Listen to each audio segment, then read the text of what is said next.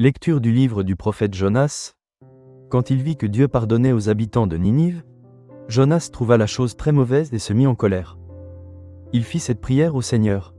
« Ah, Seigneur, je l'avais bien dit, lorsque j'étais encore dans mon pays. C'est pour cela que je m'étais d'abord enfui à Tarsis. Je savais bien que tu es un Dieu tendre et miséricordieux, lent à la colère et plein d'amour, renonçant au châtiment. Eh bien, Seigneur, prends ma vie. Mieux vaut pour moi mourir que vivre. » Le Seigneur lui dit : « As-tu vraiment raison de te mettre en colère ? » Jonas sortit de Ninive et s'assit à l'est de la ville. Là, il fit une hutte et s'assit dessous, à l'ombre, pour voir ce qui allait arriver dans la ville.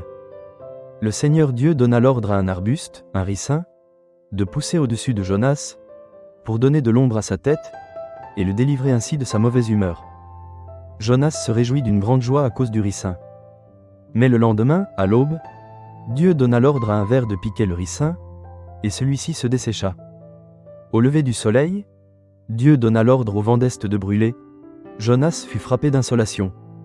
Se sentant défaillir, il demanda la mort et ajouta : « Mieux vaut pour moi mourir que vivre. » Dieu dit à Jonas : « As-tu vraiment raison de te mettre en colère au sujet de ce ricin ? » Il répondit : « Oui, j'ai bien raison de me mettre en colère, jusqu'à souhaiter la mort. » Le Seigneur répliqua : « Toi, tu as pitié de ce ricin, qui ne t'a coûté aucun travail, et que tu n'as pas fait grandir, qui a poussé en une nuit, et en une nuit a disparu. Et moi, comment n'aurais-je pas pitié de Ninive, la grande ville, où, sans compter une foule d'animaux, il y a plus de 120 000 êtres humains, qui ne distinguent pas encore leur droite de leur gauche ? » Parole du Seigneur.